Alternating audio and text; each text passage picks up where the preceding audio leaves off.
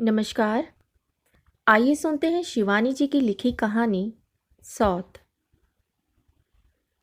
मुझे जब उस बार एक मीटिंग में भाग लेने बंबई जाना पड़ा, तब मेरे सम्मुख मुख्य समस्या आई थी आवास की। कहाँ रहूंगी वहां? तभी अचानक याद आया कि नीरा भी तो वहीं रहती थी। नीरा मेरे दूर संपर्क की चचेरी ननंद थी। पहले उसे यूं अचानक अपने आगमन की सूचना देने में संकोच भी हुआ था।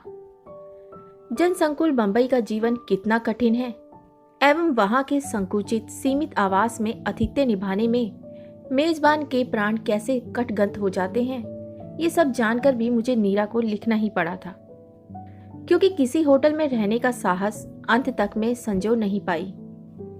नीरा का फ्लैट छोटा होने पर भी बड़ा सुंदर था। 32 फ्लैटों के गुलदस्ते रात को दूर से देखने पर किसी बंदरगाह पर खड़े सुंदर जहाजों से ही लगते थे। नीरा को बंबई का जीवन बहुत पसंद था। 3 वर्षों के बंबई प्रवास ने उसका कायाकल्प कर दिया था। वैसे भी वह पिथौरागढ़ के उस अनजाने ग्राम से बंबई आई थी, जहां उसके विवाह तक कुमाऊं मोटर यूनियन की बस भी नहीं पहुंच पाई थी। उन दिनों मोटर रोड का निर्माण कार्य चल ही रहा था। मुझे आज भी याद है, लगन का समय बीता जा रहा था और उसकी बारात नहीं पहुंची थी। बड़ी देर बाद उसकी बारात के थके मांदे बाराती बिना किसी बैंड बाजे के ऐसे चले आए थे जैसे कोई मातमी जुलूस हो।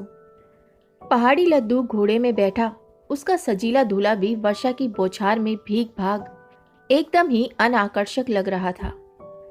उधर नीरा आकर्षक ना होने पर भी कामदार लहंगे दुपट्टे में बड़ी प्यारी लग रही थी। नए गहने, कपड़े और नवीन जीवन साथी का उल्लास उसके गदबदे गोल मटोल चेहरे पर लज्जा का अंगराग बिखेर उसकी उजली हंसी को और भी उजली बना रहा था। किंतु आज की नीरा की ना तो वेशभूषा में ना वाणी में वह पहाड़ी ढील मढ़ाल लटका था, ना आतिथ्य में। उसके मुंह से मैंने बोला, तुमको होना क्या? आदि विभिन्न परदेशी उच्चारण सुन मैंने उसे टोका भी था। यह कैसे बोलने लगी हो नीरा? क्या हो गया है तुम्हारी हिंदी को?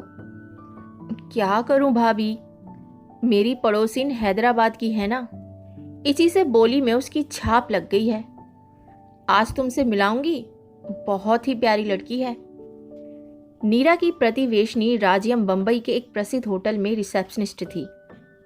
उसके पति मद्रास में ही किसी दवाओं की विदेशी फर्म में काम करते थे। दोनों का वेतन खासा अच्छा था।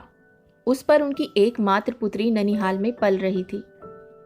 राज्यम स्वयं ऊटी के कॉन्वेंट स्कूल से पढ़ी थी। इसी से अंग्रेजी का उच्चारण, उठने बैठने का सलीका, सब कुछ खासा मेमसा भी था। वेशभूषा में भारतीय संस्कृति का लवलेश भी नहीं था। टनखियों तक झूल रही मैक्सी बायां भाग किसी समृद्ध थिएटर के रेशमी पर्दे की भांति बीचों बीच उन्मुक्त औदार्य से खुली पर्दों को समेट लेती। किंतु उस कौशल में भी उसकी सदी पूर्वाभ्यास से की गई उदासीनता मैंने कनखियों ही में पकड़ ली थी।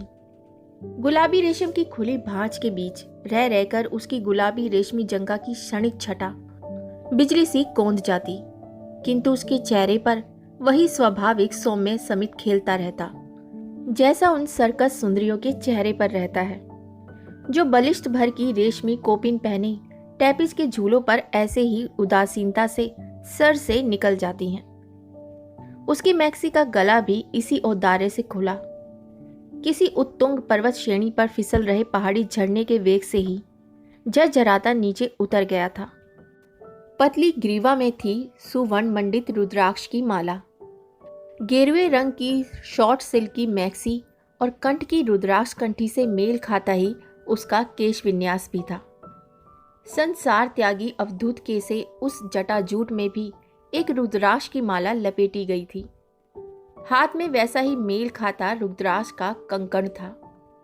बाद में नीरा ने बताया था कि वे जूड़े की लेटेस्ट स्टाइल है। फारिदाबा हेयर स्टाइल है भाभी। उसने बड़े गर्व से अपनी सिंगार पटु सहेली की उपस्थिति में ही फिर उसका प्रस्ती पत्र पढ़ दिया था। पर हम तुम पर थोड़े ही ना अच्छी लग सकती है। यह तो राज्यम ही है कि कैसी ही बनकर क्यों ना निकल पड़े। लोग मुड़ मुड़ कर देखते रहते हैं। बात ठीक ही कही थी नीरा ने। लड़की वास्तव में व्यक्तित्व संपन्ना थी, कुर्गी थी। इसी से रंग था एकदम चिट्ठा सुर्ख। उस पर कुछ ब्लैश ऑन की महिमा थी, कुछ प्लग कलर्ड लिपस्टिक की। उसे देखकर मुझे वाजिद अली शाह की जोगिया बेगम सिकंदर महल का स्मरण हो आया। वयस होगी कोई 23-24 के लगभग, किंतु व्यवहार अल्लड़ सोरसी का था। होटल की रिसेप्शनिस्ट थी, इसी से छल्लेदार बातें बनाने में पारंगत थी। मेरा परिचय पाते ही वह मेरे पास अपना मोड़ा खिसका लाई। So you are a writer, how very very interesting. क्या लिखती हैं आप? उपन्यास, कहानी या नाटक? जी में तो आया, कह दूं। तुम्हें देखकर तो अभी एक नाटक ही लिखने को मन कर रहा है। पर तब क्या जानती थी कि एक दिन उसे ही नायिका बनाकर लेखनी स्वयं ही मुखरा बन उठेगी। रात का खाना राज्यम नित्य नीरा के साथ ही खाती थी। मैं नीरा का व्यवहार, फुर्ती और पाक कौशल देखकर मुग्ध हो गई थी। एक बालिश्त के अपने उस गुफा से संकरे चौके में उसने इतनी चीजें कब बना दी और कैसे? ना उसके पास कोई नौकर था, ना मेहरी। फिर भी मैं जितनी देर मीटिंग में रही, उसने ना जाने क्या क्या बना लिया था। पूड़ी, कचौड़ी, 3 तरह की सूखी रसेदार सब्जियां, ठेठ पहाड़ी रायता और मीठी चटनी। बंबई में भी उसने उत्तराखंड के स्वादिष्ट पकवानों की महिमा को पूर्ण रूप से साकार कर दिया।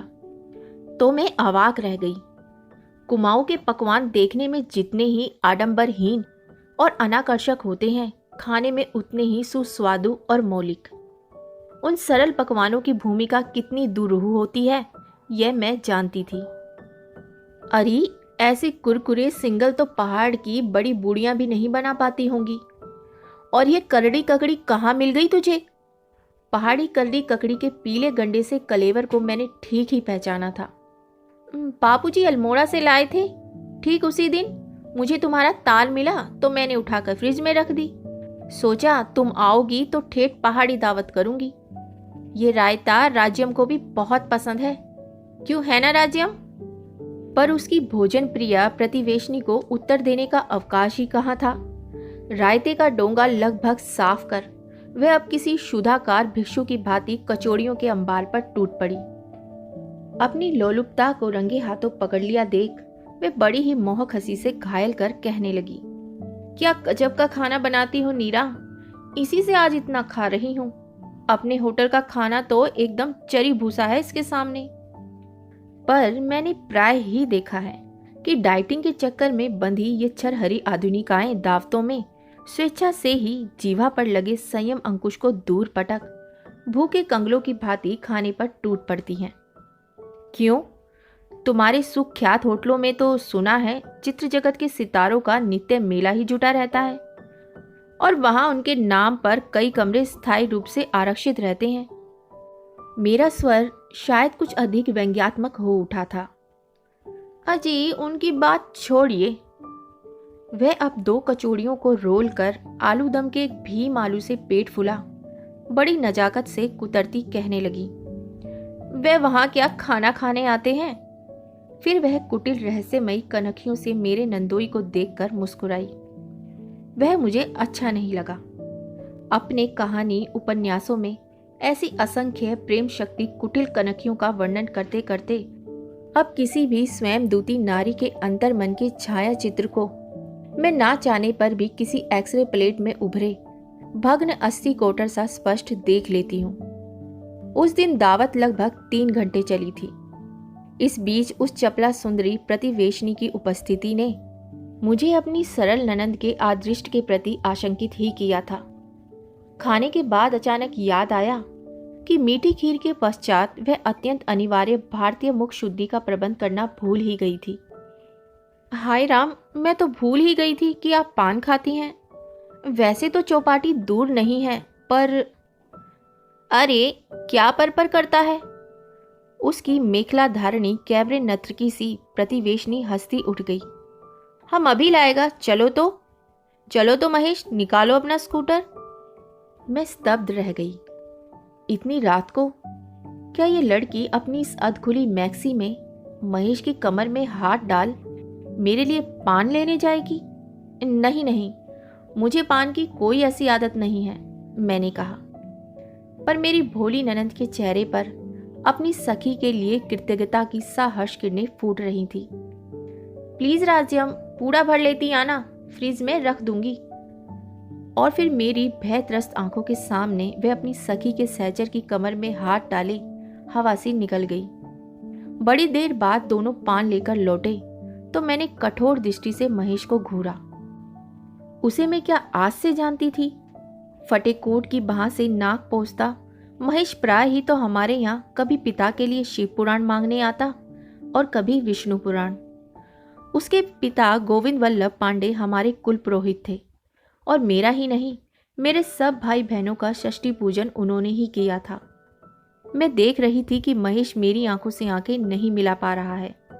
जब नीरा की प्रतिवेशनी विदा हुई तब वे मेरा बिस्तर लगाने मेरे कमरे में आई। भाभी, कैसी लगी मेरी सहेली? है ना गजब की लड़की? इसके होटल में कोई भी वीआईपी आए, इसकी ड्यूटी ना हो तब भी इसे ही बुलाया जाता है। मैं समझ सकती हूँ, तुम्हारी सखी के व्यक्तित्व की सृष्टि ही विधाता ने पुरुषों का आतिथ्य निभाने के लिए की है, मैंने कहा।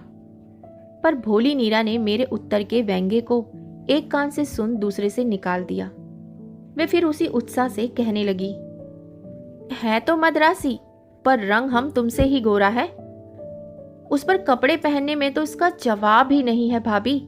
चाहे कुछ भी ना पहने तब भी हीरे सी दमकती है। वह तो देख ही लिया। मेरा रूखा स्वर फिर उस चिकने घड़े पर तेल सा ढरक गया। अच्छी लगी ना तुम्हें? नहीं।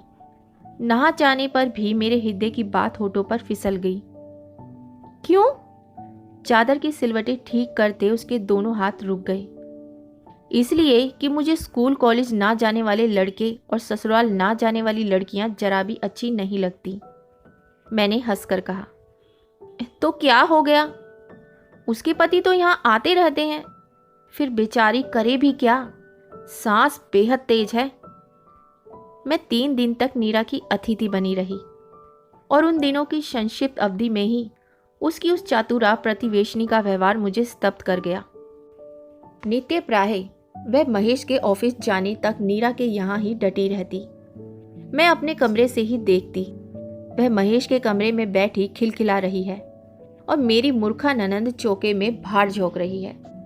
चाय नाश्ता वहीं से लेकर वह होटल जाती है और 5 बजे लौटती। फिर अपना ताला खोलने से पहले वह नीरा की ही घंटी बजाती। रात को भी उसका खाना नीरा के यहाँ ही रहता। बड़ी रात तक ताश चलता। गिलासों की खनक से ही मैं जान जाती कि ताशों के जोर शोर से पटके जाने और असंस्कारी कहकों के पीछे किसी गहरे जलपान का बहुत बड़ा योगदान है। स्कूटर की घर घर सुन मैंने खिड़की से झांका था। महाराज पृथ्वीराज की मुद्रा में महेश पीठ पीछे लिपटी संयुक्ता को लेकर शायद मेरे ही लिए पान लेने जा रहा था। जी में आया उसी क्षण अपनी उस संसारिक बुद्धिहीना ननंद को कमरे में बुलाकर झापड़ कस दूं। पर 3 दिन के लिए जिस स्नेही ननंद के घर में अतिथि बनकर आई थी, उसके निर्मल चित्त में संदेह का व्यर्थ बीजारोपण कर मुझे मिलता भी क्या? हो सकता था वे संदेह मेरी आवश्यकता से अधिक संस्कारग्रस्त देहाती चित्त की कल्पना मात्र हो। क्या पता आधुनिक पतिव्रता की मान्यताएं अब हमारी मान्यताओं से भिन्न हो। वह पति को ऐसी स्वतंत्रता स्वेच्छा से ही दे रही हो। फिर भी चलते चलते मैंने उसे सावधान कर ही दिया था। देखो नीरा, तुम बहुत भोली हो। फ्लैट का जीवन निश्चय ही कुछ अंशों में मनुष्य के जीवन को अनुभवों से समृद्ध करता है, किंतु इसके लिए तुम फ्लैट वासियों को अपनी एक बहुमूल्य धरोहर खोनी भी पड़ती है। वह है तुम लोगों की प्राइवेसी। किसी भी परिवार के सुख के लिए इस प्राइवेसी का अक्षुण्ण रहना अनिवार्य होता है। यहाँ तो तुम्हारी एक छींक, खांसी या डकार तक पर तुम्हारा अधिकार नहीं रहता। उसी क्षण वे दूसरे परिवार की छींक खांसी बन जाती है। तुम्हारी सखी से तुम्हारी ऐसी मैत्री देखकर बड़ा आनंद आया, किंतु एक अंग्रेजी की कहावत सुनी है, अंतरंगता घृणा की जननी होती है। इसे मत भूलना नीरा। हाय भाभी, तुम्हें क्या लगता है कि मैं किसी से लड़ूंगी? फिर मैं कह ही क्या सकती थी। मैं जब रात की गाड़ी से चलने लगी तब नीरा की प्रतिवेशनी फिर मेरे लिए स्कूटर भगाती पान ले आई थी। मैंने पूड़ा बटुए में डाल लिया और जैसे ही स्टेशन पीछे छूटा मैंने बंधा पूड़ा खिड़की से बाहर फेंक दिया। फिर 1 वर्ष तक मुझे नीरा की कोई खबर नहीं मिली। पिछली बार एक शादी में पहाड़ गई तब उसकी माँ मिल गई। कभी उनकी गाय घोड़ी बनना के बिना कोई भी विवाह उत्सव संपन्न नहीं होता था। उसी दिन एक निर्जन कोने में ऐसी बैठी थी कि पहले मैं उन्हें देख भी नहीं सकी। नन्हे से घूंघट की या वनिका में उनका उतरा कुमलाया चेहरा देख मैं स्तब्ध रह गई। क्या हो गया था मेरी इस आनंदी सांस को? अभी 2 वर्ष पूर्व नीरा के भाई की शादी में उन्होंने मेरे ससुर के सूट बूट में लैस हो कभी गोरे साहब और कभी पहाड़ की सरल ब्राह्मणी का अपूर्व अभिनय कर हमें हंसा हंसा कर मार दिया था। किसी अनुभवी वेट्रोव्यूलिस्ट की गुड़िया की भांति वे कभी मोटी मर्दानी आवाज में गोरे साहब का प्रणय निवेदन करती, फिर तत्काल कंठ का पैतरा बदल जनानी कांपती आवाज में थरथरा गाती, हाथ जोड़ूं गोरा जी मैं तो बीबी बामड़ी। मैंने उन्हें देखते ही हंसकर ढोलक उनकी ओर लुढ़का दी। लो चाची, ये क्या मुंह लटकाए बैठी हो जाए एक कड़कती सी घोड़ी। दुर्बल हाथों से ढोलक को मेरी ही ओर वापसी ढलान में लुढ़का उन्होंने अपनी डबडबाई आंखें फेर ली। मेरी देवरानी ने मुझे चिकोटी काटी। क्या कर रही हो दीदी? आज पहली बार तो औरतों में आकर बैठी है, नहीं तो अम्मा जी ने तो पलंग ही पकड़ ली थी। क्यों? मैंने फुसफुसाकर पूछा। सुना नहीं तुमने? अभागा महेश नाक कटाकर अपनी पड़ोसिन के साथ नौकरी छोड़-छाड़ मद्रास भाग गया है। नीरा का तार पाकर बाबूजी उसे यहाँ लिवा लाए। पर लाने से क्या होता है? दिन रात कमरे में गुमसुम पड़ी रहती है। कई डॉक्टरों को दिखा चुके हैं। कहते हैं दिमाग का मर्ज है। किसी दिमाग के डॉक्टर को दिखाइए। हृदय पर कोई भारी आघात लगा है। इससे बड़ा आघात किसी भी नारी को और लग भी क्या सकता था। मैं उस आनंद उत्सव के बीच से लटकाए बैठी चाची के उस वेदना विधुर चेहरे की ओर दूसरी बार आंख उठाकर नहीं देख पाई। चलने लगी तो देवरानी चांदी की तश्तरी में पान ले आई। लो भाभी, मैं तो भूल ही गई थी कि तुम पान खाती हो। ठीक 1 वर्ष पहले यही शब्द नीरा ने भी कहे थे। नहीं, मैं अब पान नहीं खाती, कह मैंने तश्तरी खिसका दी और उठ गई। वैसे तो नीरा की सौत मेरे लिए पान लेने ना जाती, तब भी होनी होकर ही रहती। पर मुझे बार बार यही लगता है कि वह पृथ्वी राज संयुक्ता की जोड़ी यदि आधी आधी रात को मेरे लिए पान लेने ना जाती तो शायद नीरा का उतना बड़ा सर्वनाश भी नहीं होता। कहानी सुनने के लिए धन्यवाद। आपको कहानी कैसी लगी कमेंट कर ज़रूर बताइएगा। और इसी प्रकार की कहानियाँ सुनने के लिए मेरे चैनल को लाइक कीजिए, सब्सक्राइब कीजिए और हाँ, बेल आइकन दबाना ना भूलिएगा, जिससे मेरी आने वाली सभी कहानियों की नोटिफिकेशन आपको समय पर मिल सकें। और इसी के साथ मैं आपसे विदा लेती हूँ और बहुत जल्द मिलती हूँ एक नई कहानी के साथ। तब तक के लिए अलविदा।